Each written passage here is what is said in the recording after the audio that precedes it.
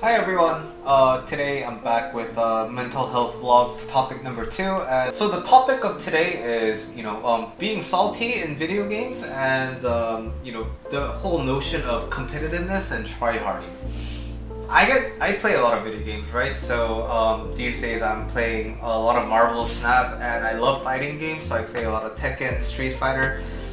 And yeah, even though I'm a mental health professional, I get salty and I have to rage quit because I get very angry when I lose. Losing doesn't feel good. Winning feels nice. It's a very common sentiment across all human beings, but some people obviously go through it harder, right? So you see some people like punching the keyboards and breaking monitors, and where does that come from? I don't know how many viewers are familiar with the video game StarCraft. And so StarCraft is a really old real-time strategy game, but basically in Korea there was a very big scene around it for competitive players. At the top, there was this player called Boxer. And Boxer, while he didn't have like the best win rate across like everything, he didn't beat everybody, and he doesn't have like the biggest number of trophies or wins, but he's like the pioneer of that game, and he was very largely responsible for making it into a professional sport. So some notable things is he was the first one to use a strategy called like cheesing, which is a really early game, extremely offensive all-in move that was considered kind of cheap at the time. But he was in a semifinals game and a very important one, but he beat the other player in a best of 5 game 3-0 using the same tactic, cheesing, early, all in. And this outraged a lot of people because people wanted to see like fancy gameplays and something that's entertaining. But Boxer really introduced the notion that this is a competitive and professional sport, and the first priority for a professional player should be winning rather than be entertaining. And so he's known to be extremely competitive to the degree where he would go against a teammate in the finals and he would lose, and he would visibly show his sadness by crying on stage, not celebrating his teammate. And another instance was when he did like an event match with a visually impaired person, or I don't know which impairment it was, but basically he went against a handicapped player and he won. That's how much he hated losing. And he had this video recently, and he doesn't play professionally anymore, but he was playing on he was playing on the open internet where everybody could play each other. He came across this player who was sort of good, right? But obviously against a former professional player, he's not gonna be good match. But as Boxer slowly dominated this other person, this person started to basically type stuff, right? And so he was saying something along the lines of, "Oh yeah, oh you're trying so hard," and he was they were being really sarcastic and like, "Oh yes, yeah, I mean, oh I wish I had the passion like that, because yeah, if I tried, then I would win, but I just wasn't trying." And what Boxer replied was really interesting to me. And so he replied, "Yeah, I try hard because I don't want to feel like you do right now." And so that really captures the spirit of how this one individual can be so focused on winning. And that one statement, I think, really shows his mindset towards professional competitions.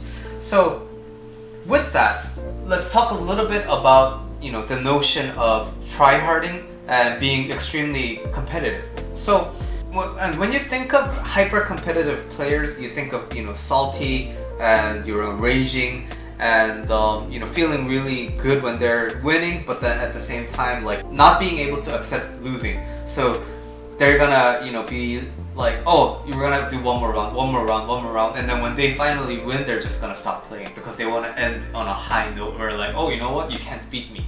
So why do people do that? And the number one reason I think is, notions around self-worth. Inside their brain, there's a dominant thought that goes something like, if I lose, then there's no value in me. I have no worth because I'm a loser. And so basically, if I don't win, then I just lose all meaning of significance and I become a nobody. So this ego can only sustain itself when it wins. So that's one really big driver of hypercompetitiveness.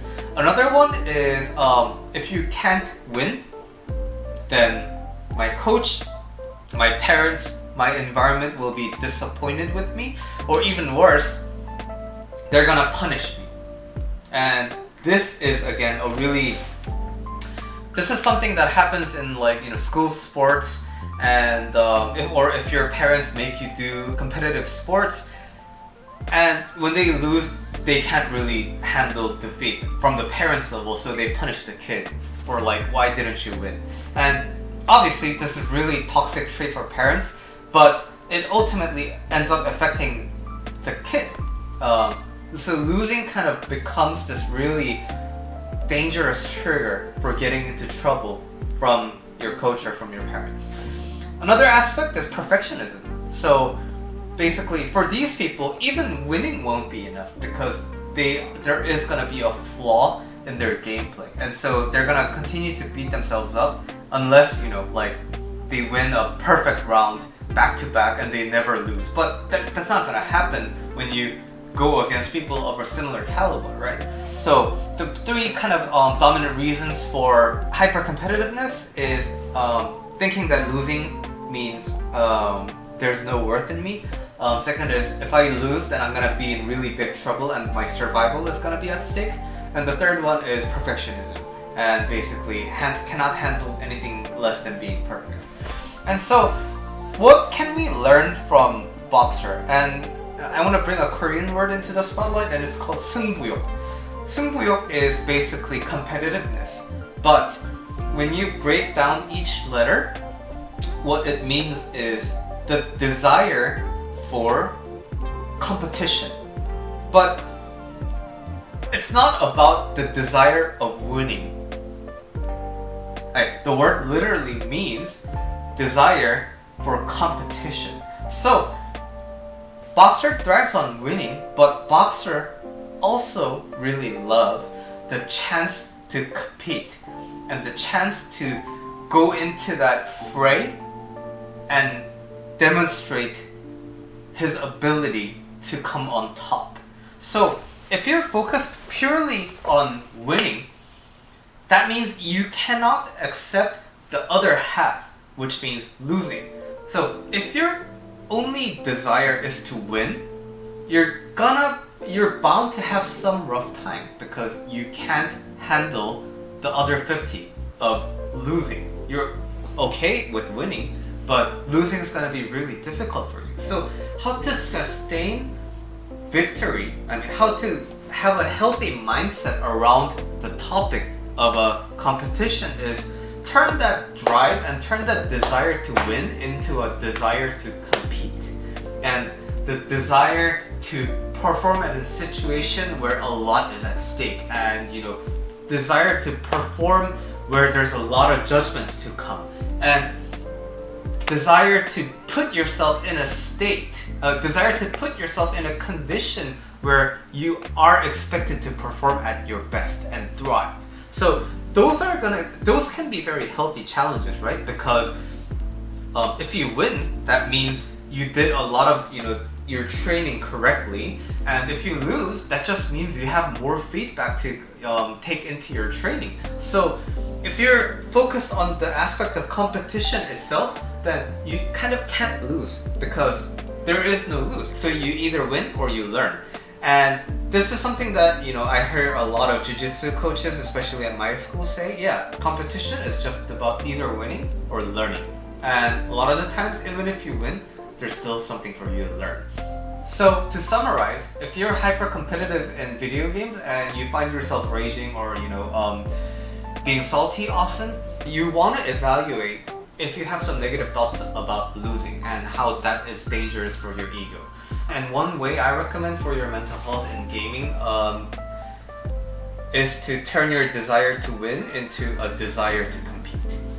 And as always, if you're having a hard time with this kind of topic and you need professional help, I am a professional life coach and I can work with you to solve your mental problems and help you live the life that you want. All the links to contact me and read more about my content will be in the description. And hey, I'll see you next time.